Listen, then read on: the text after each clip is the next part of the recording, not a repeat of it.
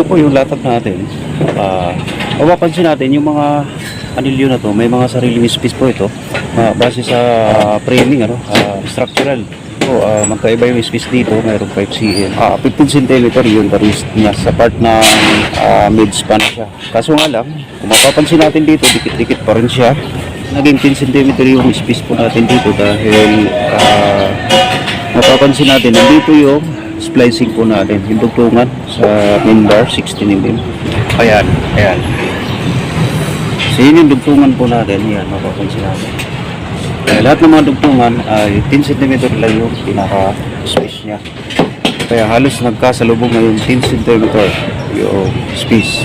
Ang bilang po ng main bar po natin, depende po ito sa detail, sa structural yung design. Kaya dito, 30 by 50 yung beam natin dito sa bandang likod. So dalawa itong 30 by 50. Yung part na yan, 30 by 50. At ito, 30 by 50. Maliban po dyan sa mga perimeter natin. Yan yung mga yung padiritso na yan, saka yung sa kabila. 30 by 40 yung laki ng beam po natin dyan. Space at bilang ng main bar. So kasi sa 30 by 50, merong main bar ito na umabot ito ng 14 na 16 mm. 14 pieces kasama na yung pinaka extra bar po niya. Okay. So doon sa part na yan, dahil medyo maliit yung beam dyan, 30 by 40. So bukod pa dyan yung ilalagay natin na extra bar. So pag nilagyan natin ng extra bar yan, aabot na ng mga 12 pieces po yan dahil hindi lang yung extra bar dyan sa L/4 at yun sa part ng mid-span. Meron tayong extra bar dyan sa part ng mid-span dahil yung extra bar po natin dyan, support po yan sa mga splicing po natin. Okay, mapapansin natin na sa gitna yung splicing sa top, kaya, so ang support niyan yung extra bar. Pasok po ito sa L/4. Kung mapapansin natin na sa gilid, ang top bar po natin, dyan po na sa lubong yan, yung pinakadugtungan sa part ng gitna. So sa bottom bar naman, yung pinakailalim ng mga bars, dito yan sa L/4. Yan, malapit sa poste. Pasok yan sa L/4. Meron po tayong extra bar dyan mula doon sa isang span. L/4 mula sa isang span hanggang dito sa L/4 din.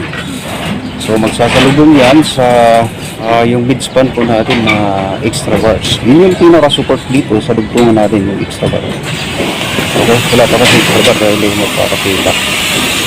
Yan. Yan. Dugtungan po yan. Nasa gitna ng span. Yan. Ganun din yan to. Yan yung mga dugtungan. Yan, nasa magigitna ng span. Yung pinaka-top bar po natin.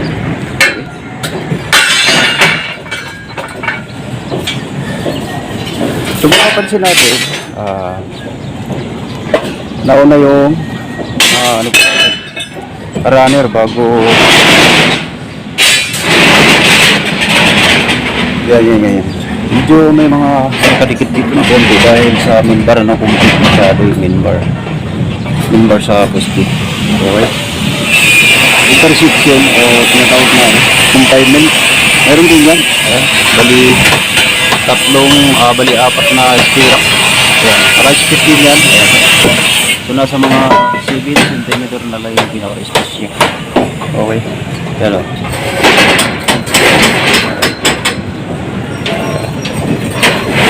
Yan. So lahat na papunta doon na beam sa gitna at yung sa gilid, bali 8 main bar lang na dito. 30 by 40 yung sukat dito. Yan. Ang tanong po natin, paano ba yun kukuha natin yung level sa kabuuan sa mga runner po natin? Ito kasi ang height nito from floor to floor 3 meter. Mapapansin natin yung forma na yun, yung top ng pinakabuhos natin, pinaka-flooring na dito yan, yun yung height nito hanggang dito sa flooring na ito. Ang kabuuan yan, nakalibil yan. So depende na po yan sa laki ng beam. Sa mga part ng gitna, 40 lang to, kaya magmula dyan sa flooring, 260 po yan, plus 40, so 3 meter po rin yan. Nakalibil po yan lahat ng mga runner na yan, dahil yun yung pinakaunang kinasa po natin, ano, dahil dyan nakabase yung eksaktong height po natin na 3 meter. Kung mapapansin natin sa elevation sa plano po na 3 meter po yung nakalagay dito na height. So titingnan natin kung paano namin nilevel yan. Mayroon kaming basyan doon, may mga guhit kami sa poste yan. Kamukha nito, ayan, mapapansin natin, ayan yung guhit. Nakalibil po yan sa kabilang poste. Yan, so gumamit tayo dito ng level hose. Yan. Ayan, lahat yan, may mga guhit pa dito. Diyan ginasin natin lahat yung bill ng mga runner po natin. Kamukha nito. So, ito. Dahil mayroon tayong height na 50 cm yung pinakalaki ng pinaka-height ng beam natin dyan. So, magmula dito, 1 meter po yan. Mula sa flooring, 1 meter.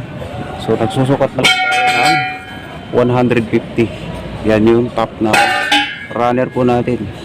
So, lahat yan, 150. Kung papansin natin dito sa lahat ng mga poste, meron po. Meron din guhit dito. Ayan. Yun yung basihan po natin para hindi po tayo maliligaw sa mga height po ng runner natin. Tumailalim ng beam yung mga runner. So, dahil nga meron tayong 30 by 40 na biga, so magmula dito, nagsusukat lang tayo ng 160. Ipa-plus na lang natin yung 400 doon. So, bali, 3 meter po yan.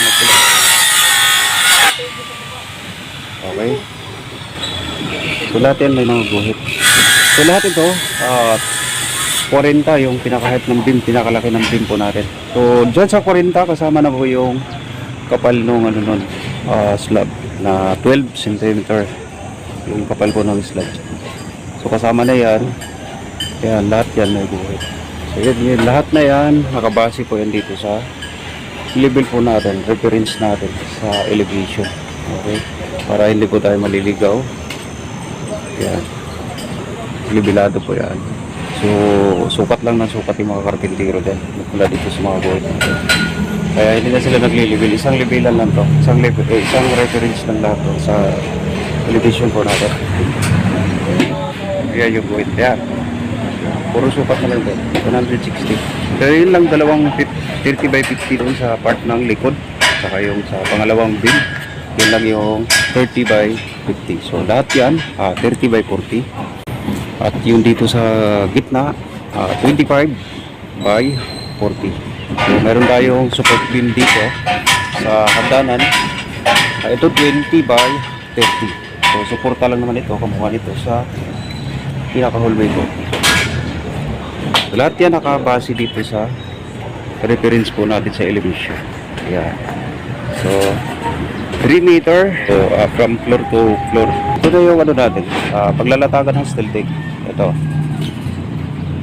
Nakabase din ito sa runner po natin. Kung mapapansin natin dito, ayan. So, bumase na lang ito sa runner kasi ito yung pinakabasihan natin, yung mga runner na yan. Kaya, unang-una po natin in-establish yan. So, yan, so unang-una natin in-establish yung runner dahil dyan nakabase lahat, pati yung slab. Papapansin natin yung setup natin sa pagpapatungan ng steel deck. So ganun lang, napakadali lang yung setup yan. Ito yung mga beam natin. Ito yung 40 by 30 by 40. So mapapansin natin dun sa 40 na height ng beam, kasama na yung pinaka-slab po natin na 12 cm. So mapapansin natin may tansi dito. Ito, magmula dun sa height na 40, top ng pinaka-post po natin dito, pinaka-slab, bumababa dito ng 12 cm. So, yun yung pagpapatungan ng steel deck. So, 0.8 lang yung steel deck. So, 12 cm, pasok na yan. Papatong na lang natin yung steel deck dyan. Kaya kung mapapansin natin dito sa mga gilid, dito na yung pinaka-finish natin. Okay? 40 po yan, yung siding na yan sa labas.